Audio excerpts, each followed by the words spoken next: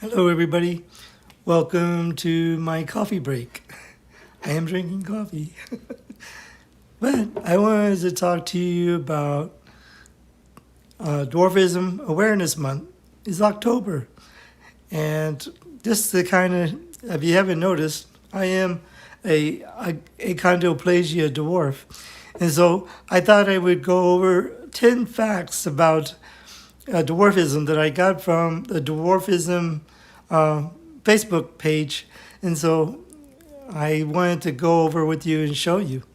So let me go over some slides that I got from the Facebook group that I'm on. And so here we go, shall we?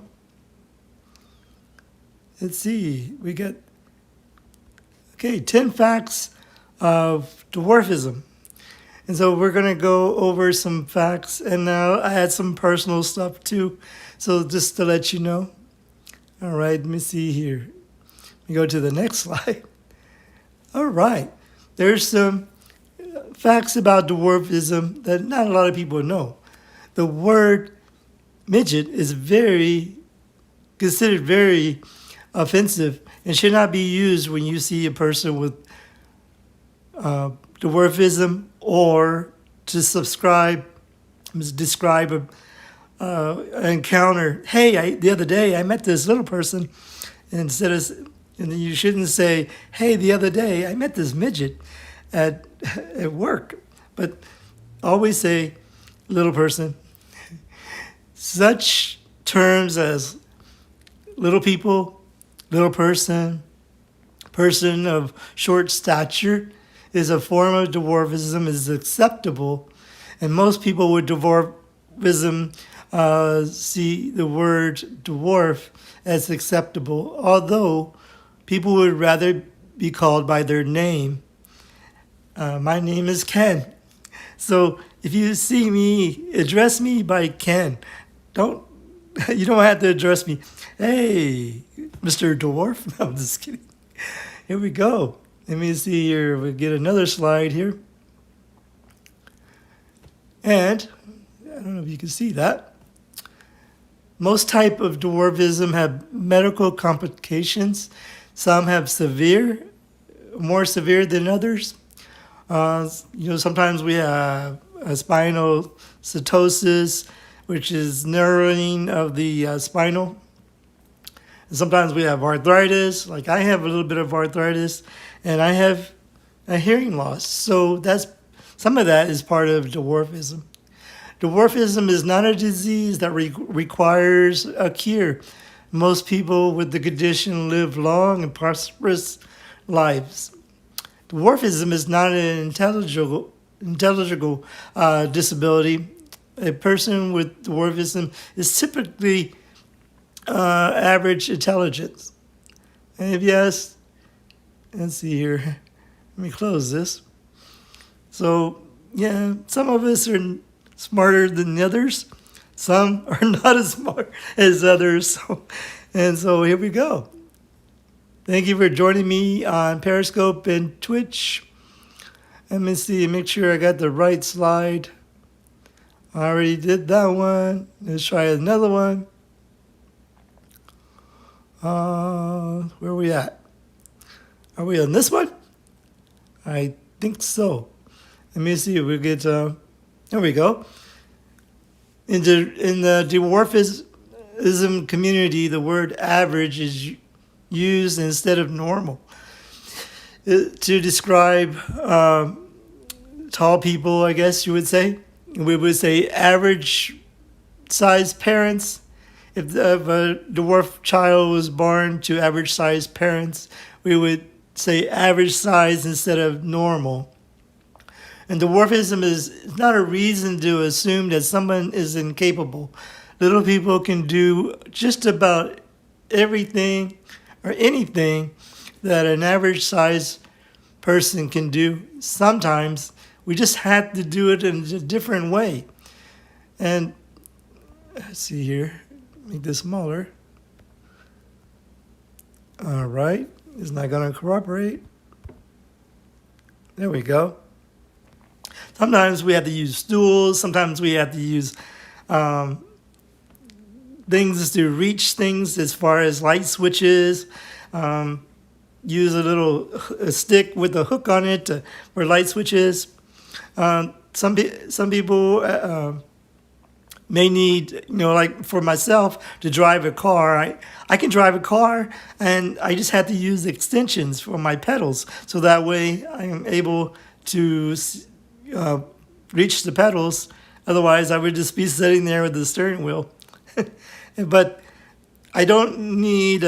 Some little people do need cushions to sit on their seat, so that way they can see over the dash. But myself, I don't have to. I just I adjust the seat when I'm driving, so that way I am able to see.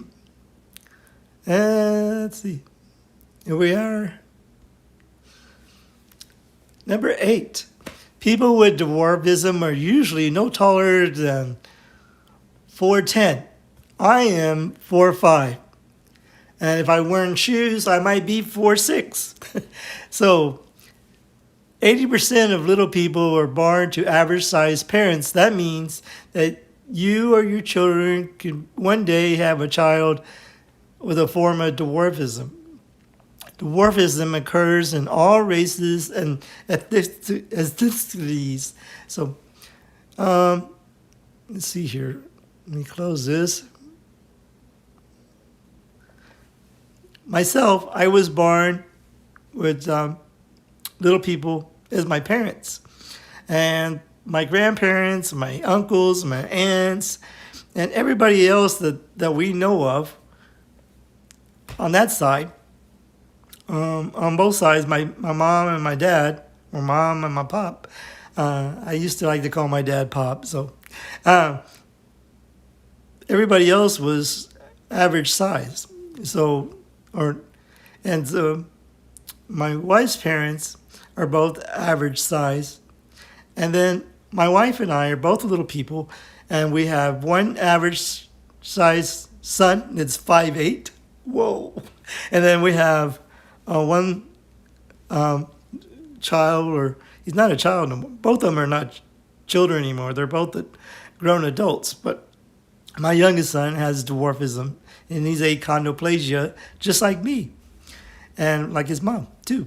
So, yeah. So, and then I don't think my oldest son, when he gets married and they have children, I don't think there's a chance that he can have a child with dwarfism, because he's average size, so he's probably not carrying the little gene, I guess you would say.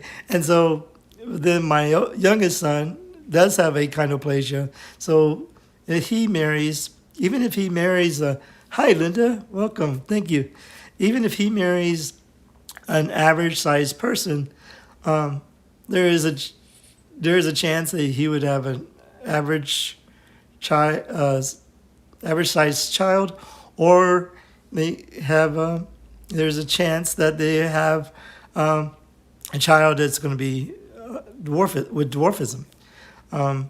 So there's so many different things that can happen when two little people have children. 50% chance it could be dwarf child, or there's a 25% chance it could be an average sized child. And then there's the sad part. There's a 25% chance. Hey, Rob, thank you for joining me. There's a 25% chance that the child could be double dominant. That means the small gene from the mom and the small gene from the dad. Usually it's called we call it double dominance. And usually the child once born, doesn't live past maybe 2 weeks. That's a very sad thing, especially when, now at the age that we do amniocentesis, which is kind of controversial sometimes, but you want to be sure when we when my wife and I decided to have children, both pregnancies, we both wanted to make sure that child was going to be, in good health, and just there's always a fear of double dominance. Never a fear of being average size. Never a fear of being dwarfism. But the double dominance is that's the biggest fear of people, achondroplasia, or there's over 200 different kinds of dwarfism, and it's kind of be hard to name every single one of them. But I just wanted to kind of give you some facts. I know this is a coffee channel, but I am drinking coffee today. It's Tim Hortons. It's pretty good. But I just wanted to, in case y'all didn't notice, I am a person with dwarfism, not divorce, dwarfism, and I have achondroplasia, which is the most common dwarfism, and we average. There's a lot of people. There's some people that are really small that have dwarfism. I've known people that are like 3 foot tall. Very cool people, friends of mine, and so we and then there's some dwarfism that's called hypo, and you're actually taller. You're more proportionate, and that's called hypoplasia, I believe. But I just wanted to jump on here and let you know that it's Dwarfism Awareness Month in October. I just wanted to make you aware about dwarfism, and I want to thank y'all very much for joining me. And I got those slides from a Little People group, an LPA called Little People of America, and I got that slides from them, so I want to make sure that I give props for that, because I just like the way, hi Anna, thank you. And so I just wanted to share with you a little bit about that, and maybe, my pleasure. Thank you, Linda. Thank you for joining me on Periscope. And so I just wanted to take a moment to share with you that a little bit about me. And I've been a dwarf for 58 years. So it's all been some ups and downs, because at first, when you first realize that you are, my pleasure. When you first realize that, I didn't really realize at all, because my parents were little. I knew that my parents were shorter than my grandparents, all my grandparents, and on my mom and dad's side, mom and pop's side, were all average size. And I never really thought about it until one day somebody goes, "Hey, you're a little person, aren't you?" I go, "I guess so." So, well, thank you very much for joining me. I appreciate it. I just wanted to share that with you. And have a great day, great morning, great afternoon. And we'll see everybody later. Thank you, everybody, for joining me. We'll see you next time. Bye-bye.